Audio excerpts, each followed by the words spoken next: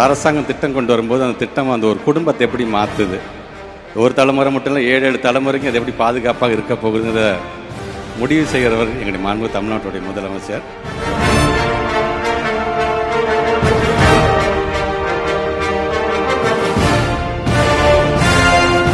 நான் முதல் திட்டம் பார்த்தீங்கன்னா இருக்கிற திட்டங்களே ரொம்ப முதன்மையான ஒரு திட்டமா, ரொம்ப பயனுள்ள திட்டமா இருக்கு. இப்போ நீங்க இதுல ஜாயின் பண்ணிருக்கீங்க சார்? நான் வந்து கண்ட்ரோலர் ஆஃப் டிஃபென்ஸ் அக்கௌண்ட்ஸ் தான் ஆடிட்டர்.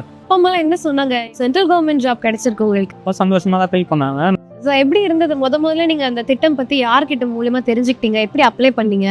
என் ஃப்ரெண்டு வந்து சொன்னான், நான் அப்ளை பண்ணேன். போய் நான் கற்றுக்கலான்னு போனேன்.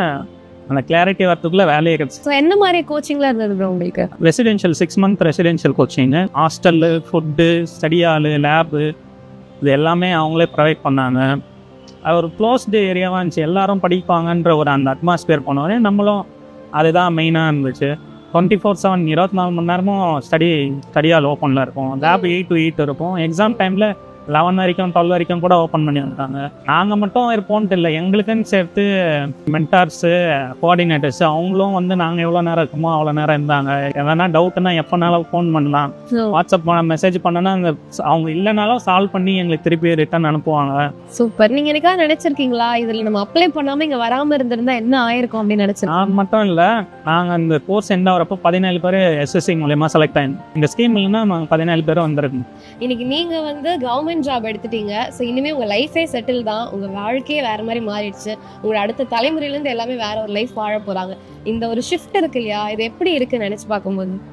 நினச்சே பார்க்கல நான் நினச்ச வரைக்கும் இந்த மாதிரி மாறப்பேன். நான் வந்து இது இன்னும் ஒரு 1 year or 2 years ஆகும்னு நினைக்கிறேன். நான் ஃபர்ஸ்ட் அட்டம்ப்ட்லேயே கிளியர் ஆகும்ன்ட்டு நான் நினைக்கல. நல்லா தான் இருக்கு. அண்ட் ஃபினான்ஷியலாகவும் நீங்கள் நெக்ஸ்ட் லெவல் போக போகிறீங்க. ஸோ அதெல்லாம் எவ்வளோ சந்தோஷமாக இருக்குது. யாருக்கிட்டையுமே எதுவுமே கேட்க தேவையில்லை, எனக்கு எதுனா வேணும்னா நானே வாங்கிக்குவேன். மாணவ செல்வங்களே, நீங்கள் படித்து முன்னேறுகிற காரணத்தால் நீங்கள் மட்டுமல்ல உங்கள் குடும்பமும் முன்னேற போகுது. உங்கள் அடுத்த தலைமுறைக்கும் நீங்கள் கொண்டு போகிறீங்க, எனக்கு அந்த தலைமுறையும் முன்னேற போகுது. குடும்பங்கள் முன்னேறினா மாநிலங்கள் முன்னேறும், மாநிலங்கள் முன்னேறினா நாடு முன்னேறும்.